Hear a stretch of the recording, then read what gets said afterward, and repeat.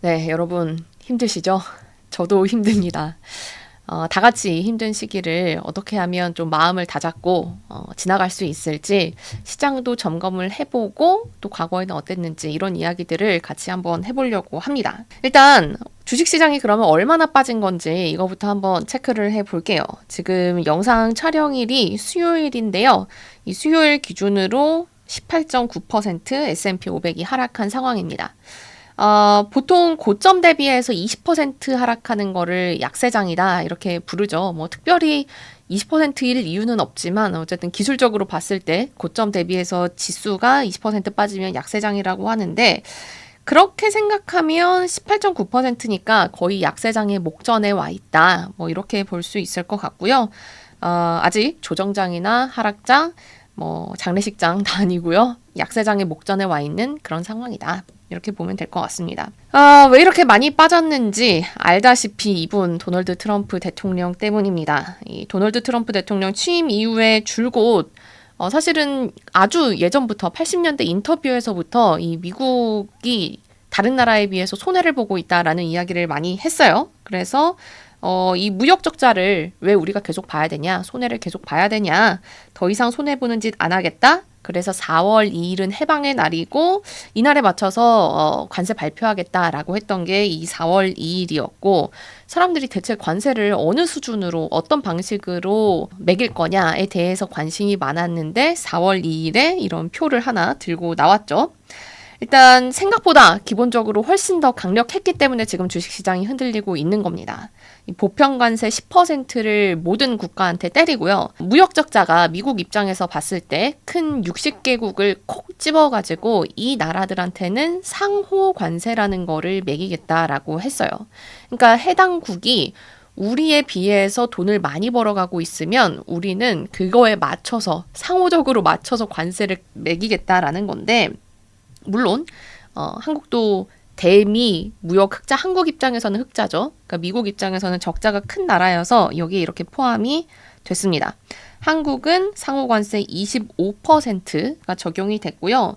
뭐 나머지를 보면 중국이 34%, 유럽 20%, 베트남 46%, 대만 32%, 일본 24%, 인도 26% 이런 식으로 판때기를 들고 세금을 매기겠다라고 트럼프 대통령이 이야기를 했고 근데 사실 판도 잘못 만든 거 아니야? 라는 굉장히 혼선이 빚어졌었어요. 왜냐면 트럼프는 25%라고 하고 이 판도 25%로 나왔는데 백악관에서 준 이 설명 자료에는 한국이 26%로 돼 있었거든요. 그래서 미국 정부에서도 야 이게 25가 맞냐 26이 맞냐 이거를 확인하는 과정에서도 시간이 굉장히 많이 소요가 됐고 그러니까 이런 것들을 보면 이 상호 관세라는 게 정말 어떤 정밀한 계산과 검토하에서 나온 거냐? 라는 거에는 약간의 의문을 갖게 만드는 그런 에피소드도 좀 있기는 했습니다. 그러면 이 상호 관세라는 거, 이거를 어떻게 매긴 건지, 이게 또 지금 논란의 중심이고 불확실성을 키우는 요인이거든요. 이걸 한번 볼게요. 어떻게 매긴 거냐면, 이게 중국의 예를 든 건데요. 이 미국이 중국과의 무역에서 한 해에 2,919억 달러의 무역 적자를 봅니다. 그리고 요거를 뭘로 나누냐? 미국이 중국에서 수입하는 금액으로 요걸 나눠요. 그러면 67이 나오죠. 그러니까 이게 실제로 어떤 뭐 중국이 미국에 매기는 관세율이 아니라 우리가 너네와의 무역에서 어느 정도로 손해를 보고 있는지 이거를 한번 측정해 볼게. 라고 해서 나온 게 이 67%고요. 이거를 우린 관대하니까, 미국은 관대하니까 반으로 나눠요. 34%. 이렇게 정한 게 이 각 국가 간의 상호 관세입니다. 근데 이거 설명을 들으시면서 아니 이렇게 정하는 게 맞나? 이게 정말 모든 나라의 관계와해서 그러면은 미국은 적자를 안 봐야 된다는 얘긴데 이게 맞아? 첫 번째. 그리고 수치를 이런 식으로 정하는 게 맞아? 두 번째라고 굉장한 의문을 가지실 텐데 지금 모든 세계 경제학자들과 정부가 이런 똑같은 의문을 가지고 있거든요.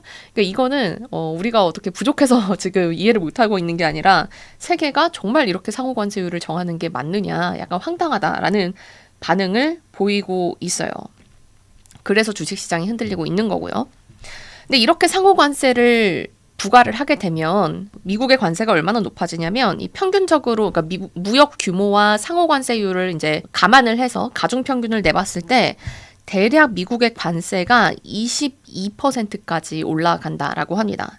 근데 이 전을 보면 지금 조금 올랐는데도 불구하고 5%가 채 안 됐었던 거에 대해서 갑자기 22%로 올라가게 되는 거고요. 거의 130년 만에 가장 높은 수준으로 미국의 관세가 올라가는 겁니다. 그러니까 이게 얼마나 높은 건지 조금 이 그래프를 보면 실감이 가실 것 같은데, 이 상호 관세 그러면 언제 발효가 된 거냐? 기본 관세는 이때 해방의 날이라고 불렀던 4월 2일에 바로 10%는 관세 부과가 된 거고요. 이 상호 관세는 9일 0시 미국 기준으로 딱 이제 9일로 넘어가는 자정부터 발효가 된 거고, 한국 기준으로는 이제 오늘 오후 1시부터 이미 발효가 시작이 됐습니다. 지금부터 한국에서 미국으로 넘어가는 물건들에는 이 상호 관세가 붙어서 가게 되는 거예요.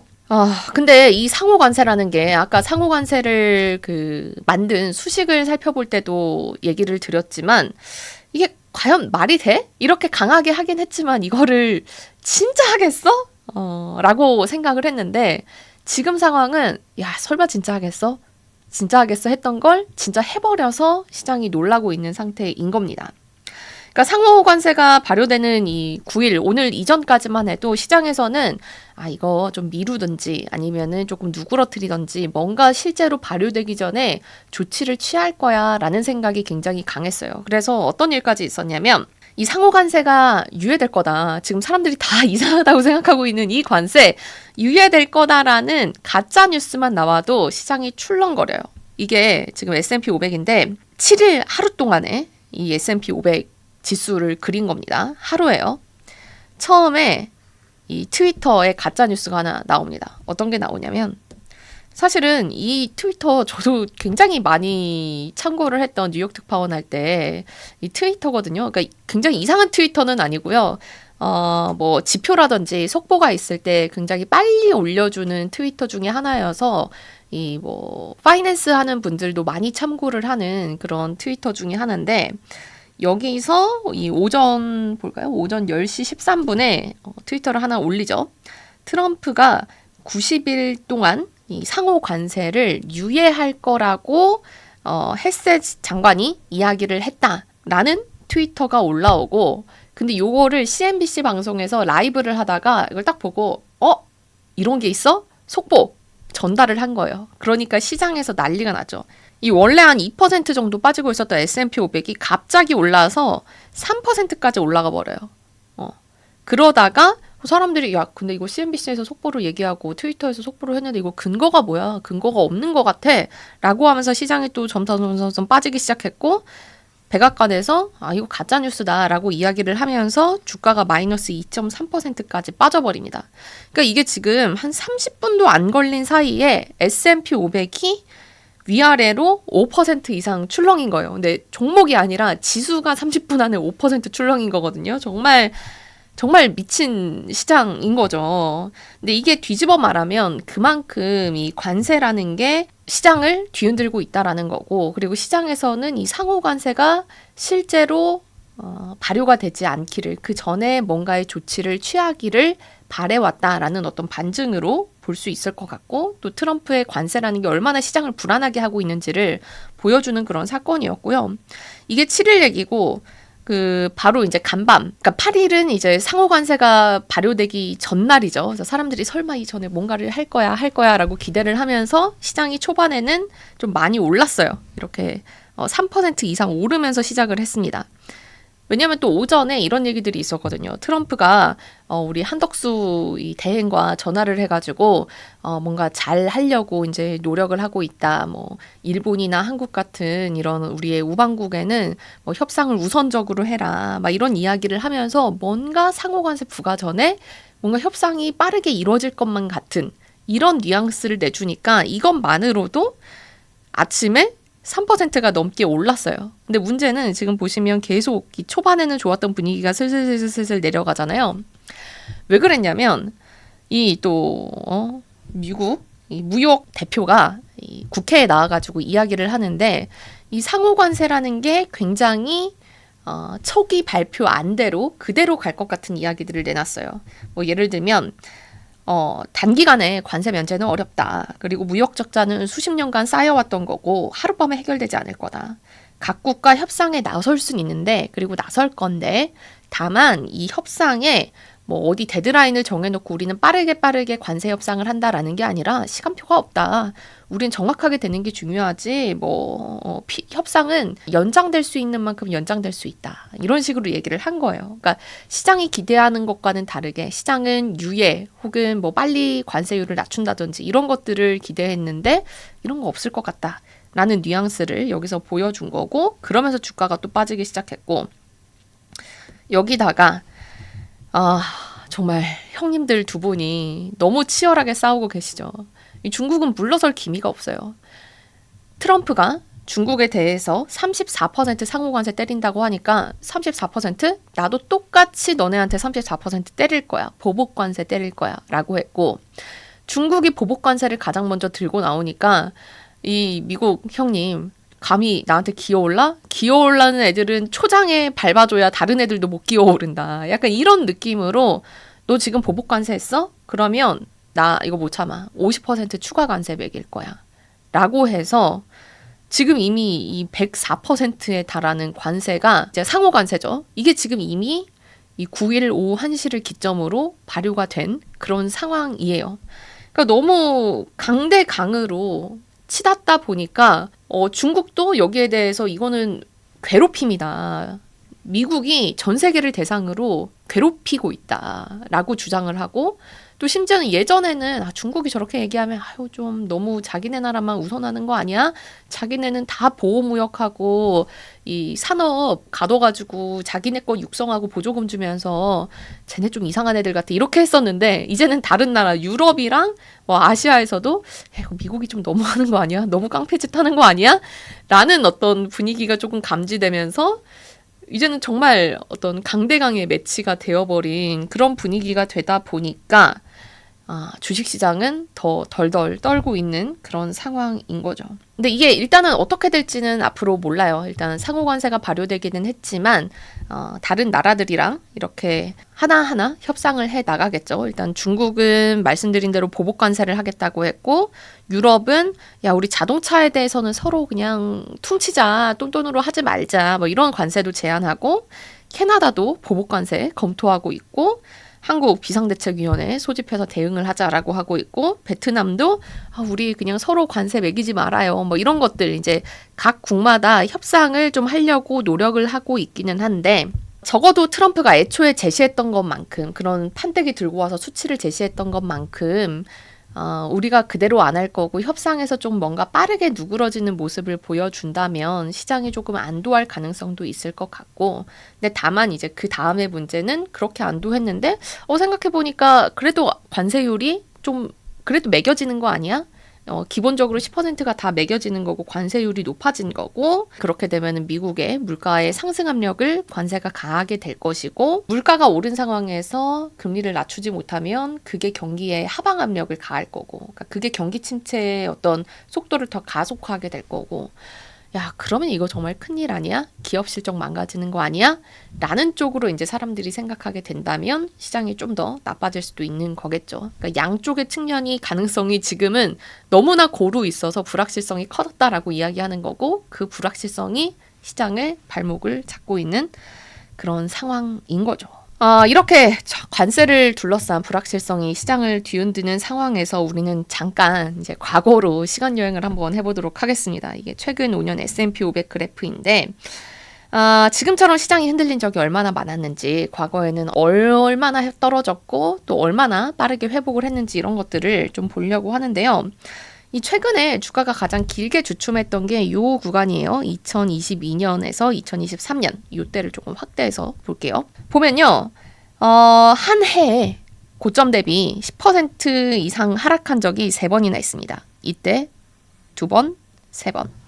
첫 번째는 13%, 두 번째는 20%, 세 번째는 16% 고점 대비 하락을 한 건데요. 그때 왜 이렇게 시장이 출렁거렸냐를 이제 떠올려 보면 러시아랑 우크라이나 전쟁이 있었고, 그다음에 이게 코로나 이후잖아요. 그러니까 코로나가 흐트러뜨려 버린 이 공급망을 러시아가 한 번 더 흐트러뜨려 버려서 이 공급망이 제대로 기능을 하고 돌아가려면 굉장히 오랜 시간이 걸릴 것이다. 근데 공급망의 혼란은 뭘 불러일으키냐? 물가의 상승을 불러일으킨다. 왜냐면 이거 만들어주고 딱딱딱딱 물류가 맞춰가지고 갔어야 되는데 수요에 맞춰서 그 돌아가던 톱니바퀴가 어느 하나 빠져버렸기 때문에 이 물건 생산이 줄어들고 혹은 물건은 있더라도 제때 못 가고 그래서 물가가 올라가고 그러면은 금리를 올릴 수밖에 없고 이게 또 경제에 안 좋다. 뭐 이런 논리 때문에 이제 주가가 많이 빠졌었던 거죠. 그런데 이 낙폭들이 결국에는 다 몇 개월 만에 회복을 했었고 다시 떨어지고 하는 과정을 거쳐서 이 저점에서 이 이전에 전고점을 회복하기까지는 1년 가까운 시간이 걸렸습니다. 이 당시에는요. 그리고 이 이전의 전고점에서 하락과 상승을 거쳐서 다시 전고점을 회복하기까지는 살펴보면 대략 2년 정도가 걸렸었고요. 그 이후에 이런 구간을 거쳐서 우리가 기억하는 작년에 엄청난 상승장, 한 해의 지수가 25% 오르는 불꽃 같은 한 해를 보냈던 거고요. 또 더 시간을 돌려서 지금이랑 어떻게 보면 상황이 제일 비슷하다고 볼 수 있는 트럼프 1기 정부 때로 돌아가 볼게요. 이 트럼프 1기 재임 기간이 2017년 1월부터 2021년 1월까지인데 이 트럼프 취임 이후에 그 당시에도 미중 무역 분쟁에 대한 어떤 불안이 커지면서 이 20% 가까이 주가가 하락을 하기도 했고요. 여기 19% 주가가 하락한 구간이 있었고 심지어 이때는 코로나도 있었죠. 또 여기에 또 10% 이상 주가가 하락한 구간도 있었고요. 근데 이 모든 하락 구간에서 이 미국 증시는 단기 하락했지만 꾸준히 상승, 단기 하락했지만 다시 회복. 특히 코로나 때는 정말 급격한 V자 급반등을 보여주면서 이 빠른 회복을 하는 모습들을 보여줬습니다. 지금은 어떨까? 아무도 알 수는 없죠. 이게 어디가 바닥이고 뭐 몇 번 더 떨어질지 2020년처럼 3번의 산을 만들지 아니면 뭐 코로나 때처럼 정말 깊은 골과 높은 산을 만들지 아무도 모릅니다. 밸류에이션 측면에서 보면 S&P 500 기업들이 1년 뒤에 벌어들일 그때의 순이익을 기준으로 지금 주가 수준을 평가를 해보면 대략 PER이 18배 정도 나와요. 그러니까 예전에 주가가 바닥을 찍었을 때 코로나 이때가 대략 한 S&P 500 기준으로 한 15배 정도 15배, 16배 정도에서 반등이 나왔던 걸 생각하면 아직 좀 PER이 높은 수준인가? 라고 생각할 수도 있긴 한데 그래도 요 직전에 PER이 한 23배까지 넘어갔던 거를 보면 그래도 이 고점 대비는 밸류에이션이 많이 조정이 됐다 이렇게 볼 수 있을 것 같고요. 근데 제가 드리고 싶은 말씀은 이거예요. 우리 피터 린치도 얘기를 했듯이 조정에 대비하거나 조정을 예측하려고 하다가 잃은 돈이 내가 실제 조정 중에 잃은 돈보다 더 크다라는 이야기를 했거든요. 저도 굉장히 공감을 하는 게 누구나 이 조정장을 예상할 수 있는 사람은 없다고 생각해요. 그러니까 지금 뭐 워런 버핏이 역시 옳았느니 S&P 500을 다 팔았느니 정말 워런 버핏은 신이야. 물론 대단하지만 워런 버핏도 시장에 대한 어떤 100% 확신이 지금 이때 있었다고 생각하지는 않거든요. 뭐 내가 그러니까 조정장이 오기 전에 돈을 왜 안 뺐을까?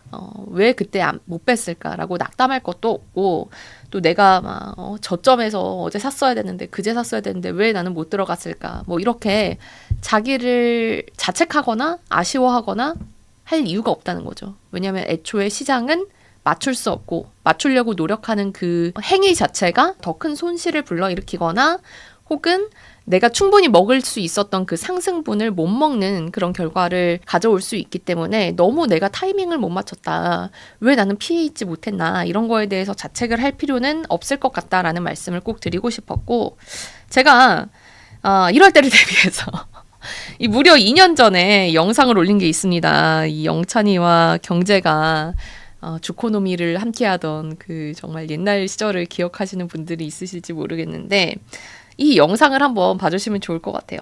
이때 어떤 내용이냐면 여기 그 자세히 보시면 썸네일에 저는 똥손이고 영찬이는 신의 손이고 경제는 무지성이에요. 그러니까 저는 S&P 500을 40년 동안 정말 고점에서만 다 찾아가서 사고 영찬이는 저점만 찾아서 사고 경제는 매달 $200씩 그냥 아무 생각 없이 S&P 500을 샀어요. 이 셋의 40년 뒤에 S&P 500에 투자한 수익률의 결과가 어떨지를 보자라는 게 이 영상의 컨셉이었는데 어땠을까요? 요약하면 물론 최악의 타이밍을만 고점만 잡아댄 제가 제일 안 좋았어요. 그 다음에 세계 최고의 타이밍 저점만 잡아다닌 영찬이도 두 번째입니다. 제일 수익률이 높았던 건 그냥 아무 신경 안 쓰고 매달 따박따박 저축을 했던 경제예요. 영찬이는 심지어 이게 가정이 이 주식시장의 타이밍을 기다리면서 현금으로만 놔둔 게 아니라 연 3% 정도 나오는 예금 통장에 넣어놨다가 가장 저점에서 사고 연 3% 있는 예금 통장에 넣어놨다가 또 때를 기다렸다가 저점에서 산 이런 케이스를 가정한 거거든요. 근데 그럼에도 불구하고 그냥 무지성으로 매입한 것보다는 성과가 낮게 나왔던 거죠. 왜냐하면 이게 타이밍을 기다리다 보면 상승분을 놓치게 되잖아요. 그러니까 내가 타이밍을 기다려서 어떻게 떨어졌을 때를 살 수 있다라고 생각을 하는 것보다는 그냥 분할 매수를 하면서 꾸준히 시드를 늘리고 떨어지면 평단을 낮추고 뭐 높아졌을 때는 시드를 늘리고 이런 식으로 계속 투자를 이어왔던 게 오히려 길게 보면 더 높은 성과를 냈다라는 거를 우리가 지금 타이밍에서 다시 한번 상기할 필요가 있을 것 같고, 그러니까 이 이야기는 결국 뭐냐면 일단은 타이밍을 맞출 수도 없어요, 우리는. 근데 하지만 영찬이처럼 정말 신의 손으로 맞춘다고 하더라도 분할 적립식 매수를 이길 수는 없었다라는 게 과거 데이터가 우리한테 보여주는 어떤 교훈이고요. 그래서 마음의 평정을 좀 얻고 싶다라는 분들은 저의 이 노미 시절에 이 영상 많이 파묘해서 봐주셨으면 좋겠습니다. 그래서 오늘의 교훈은 너무 시장에 일희일비하지 말고 또 너무 이 시장에 제대로 대응하지 못한 나를 좀 원망한다든지 바보야 왜 그랬어 라고 자책한다든지 이런 것들을 좀 줄이고 약간은 조금 떨어져서 예전에는 어땠지? 그때는 어떻게 행동했어야 됐을까? 라는 것들을 생각해 보면 지금 시장에서 우리가 느끼고 있는 공포도 조금 줄어들 수 있지 않을까라는 생각에서 이 영상 만들어 봤고요. 네, 이 영상 도움이 되셨다면 이 주변에 마음의 평정이 필요할 것 같은 주위 분들한테도 많이 공유를 해주시고 다음에 제가 영상을 올릴 때는 조금 더 시장이 이 평정을 찾았으면 하는 바람으로 오늘 영상은 여기서 마치도록 하겠습니다. 주변에 많이 공유해 주시고 댓글도 많이 달아주세요. 고맙습니다.